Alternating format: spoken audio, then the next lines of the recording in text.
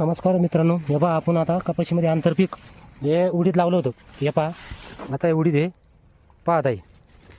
आता किती नुकसान आहे भयानक शेतकऱ्याचं. पाहायला किती माल आला होता. आता तुम्ही आता पुढं पाहू शकता. आता उपटू आलो झाडं.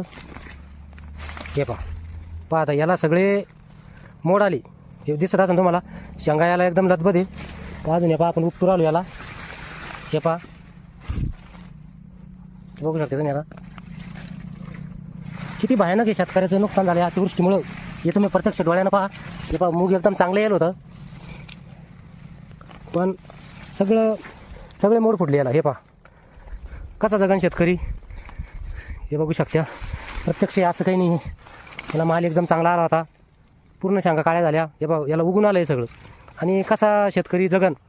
आता आपण एका कपाशीमध्ये उपटून आलो आहे. मध्ये सारखा पाऊस चालू होता. जो काढा लिहिल माल होता सगळा माल काही उगून आला, काही काळा झाला, काही सडा.